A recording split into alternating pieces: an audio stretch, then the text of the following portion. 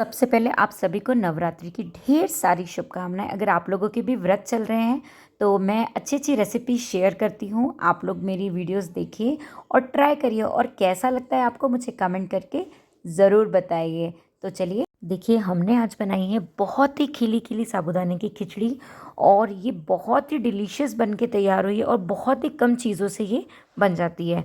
मैं जानती हूँ कि साबूदाने की जो खिचड़ी होती है वो हर कोई बनाता है और हर किसी के बनाने का एक अपना अपना तरीका होता है। तो आज मैं यहाँ पे सिर्फ दो छोटी छोटी सी टिप्स शेयर करूँगी। हो सकता है आप भी ऐसा ही बनाते हो, और अगर नहीं बनाते हो तो हो सकता है मेरे बनाने की ट्रिक से आपको थोड़ी हेल्प मिल जाए और आपकी भी साबूदाने की खिचड़ी खिली खिली बन जाए। तो शुरू करते हैं। सबसे पहले यहाँ पे मैंने फलीदाने को अच्छी तरीके से भून लिया है। भूनने के बाद उसको एक साइड रख के एक पैन में मैंने सबसे पहले ऑयल लिया है। ऑयल में मैंने डाला है जीरा और साथ में मैंने मिर्ची जो है, एक मिर्ची कट की, बाकी मैंने खड़ी मिर्च को ऐसे लंबे लंबे से चीरे लगा के डाल दिया है।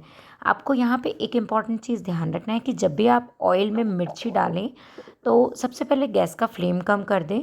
दूसरी चीज़, जब आप खड़ी मिर्ची डालें तो उसमें थोड़ा थोड़ा सा कट करके डालें, नहीं तो ये वो फूट जाती है और उससे कोई दुर्घटना भी हो सकती है। इसलिए उससे बचने के लिए आप इसे ऐसा कीजिए। और यहाँ पे हमारी जो मिर्ची है वो बहुत अच्छी तरीके से हो गई है। उसके बाद अब हम इसमें ऐड करेंगे आलू। आलू जो है वो ख़ास तरीके से काटे गए हैं। यहाँ पे आलू जो है वो क्यूब्स फॉर्म में काटे गए हैं, एकदम छोटे छोटे से और एक जैसे। अगर आप इस तरीके से आलू डालेंगे तो उसका जो टेस्ट है वो तो अच्छा आएगा ही, लेकिन वो दिखने में भी बहुत अच्छी लगेगी।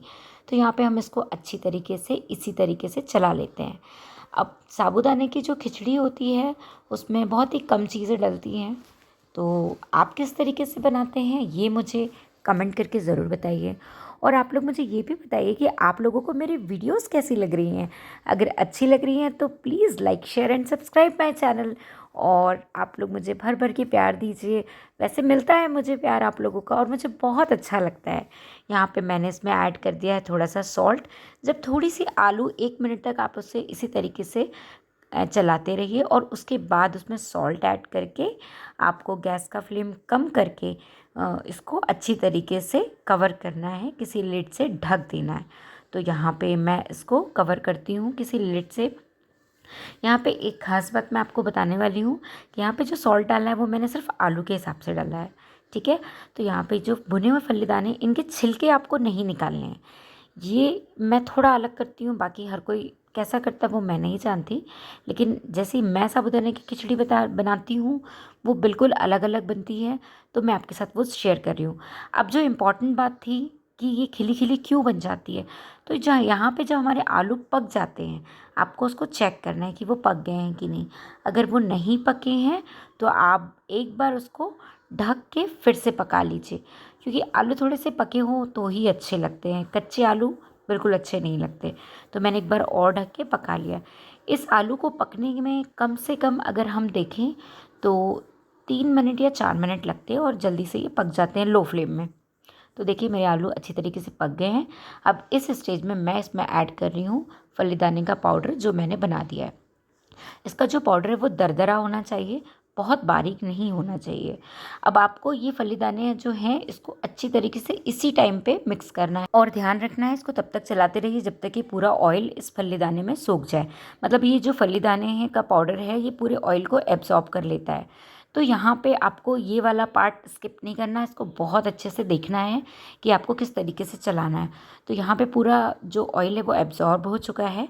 अब इसमें मैं एक ख़ास चीज़ ऐड करने वाली हूँ जिससे साबूदाने की खिचड़ी बिल्कुल नहीं चिपकती, वो है नींबू। आप यहाँ पे 1 या 2, अगर आपको कम खटाई पसंद है तो हाफ़ नींबू, ज़्यादा पसंद है तो 1 नींबू पूरा स्क्वीज़ करके पूरा डाल दीजिए। और यहाँ पे सॉल्ट ऐड कर दीजिए जो साबूदाने में लगने वाला है। मतलब यहाँ पे हमें भीगा हुआ साबूदाना लेना है। आप उसके बाद इसमें साबूदाना डालिए और चलाइए। अब देखिए बिल्कुल भी आपका साबूदाना जो है वो बिल्कुल नहीं चिपकेगा, बहुत अच्छी तरीके से एकदम खुला खुला साबूदाने की खिचड़ी जो है वो बन के तैयार होने वाली है। तो इस तरीके से अगर आप साबूदाने की खिचड़ी अगर बनाते हैं, हर कोई कहेगा कि वाह कितनी मस्त साबूदाने की खिचड़ी जो है वो बन के रेडी हुई है। और ये साबूदाने की खिचड़ी जो है ये बहुत टेस्टी लगती है। इसको आप कर्ड के साथ, चटनी के साथ, किसी भी चीज़ के साथ सर्व कर सकते हैं। आप चाहें तो इसमें काली मिर्च का पाउडर भी डाल सकते हैं, मैं नहीं डालती क्योंकि उससे थोड़ी स्पाइसी हो जाती है और बच्चे नहीं खा पाते हैं, इसलिए। आपको जो 2 ख़ास चीज़ें मैंने बताई हैं उनको स्किप नहीं करना है। अगर वो दोनों चीज़ें आप अच्छे से सही समय पे ऐड करते हैं तो आपकी साबूदाने की खिचड़ी बहुत ही खिली-खिली बन के तैयार होगी। यहाँ पे मैंने डाले हैं धनिया पत्ती, जिनको कि मैंने अच्छे से वॉश करके बारीक-बारीक कट कर लिया था और वो मैंने ऐड किया। धनिया पत्ती की जो क्वांटिटी है वो थोड़ी ज़्यादा रहती है, तो साबूदाने की खिचड़ी जो है वो बहुत अच्छी लगती है। तो यहाँ पे मैंने धनिया पत्ती डालने के बाद इसको अच्छी तरीके से चलाया और चलाते-चलाते अब हमारी जो साबूदाने की खिचड़ी है वो ऑलमोस्ट होने वाली है रेडी। तो थोड़ा-सा ये जो आपस में इसमें जो सॉल्ट है, नींबू का रस है, ये सारी चीज़ें आपस में मिक्स हो जाएँ, उसके लिए हम गैस का फ्लेम थोड़ा-सा लो कर देते हैं और लो करने के बाद इसको हम ढक के भी पका सकते हैं। ये देखिए मैं आपको ज़ूम करके दिखा रही हूँ, कितनी अच्छी खिली-खिली साबूदाने की खिचड़ी जो है वो बन कर के रेडी हुई है और ये खाने में इतनी यम्मी टेस्टी लगती है ना कि आप एक बार बना के तो देखिए इस तरीके से। हालाँकि साबूदाने की खिचड़ी हर कोई बनाता है, बट ऐसे बनाएँगे ना तो इसका टेस्ट जो है वो बहुत अच्छा खिल के और निखर के आएगा। तो ये देखिए मैं आपको सर्व करके दिखा रही हूँ और एक-एक दाना बिल्कुल अलग-अलग है, ये देखिए। तो आप लोगों को मेरी वीडियो कैसी लगी कमेंट करके ज़रूर बताइएगा और शेयर कीजिए अपने फ्रेंड फैमिली के साथ। मेरी पूरी वीडियो देखने के लिए thank you so much. Bye bye.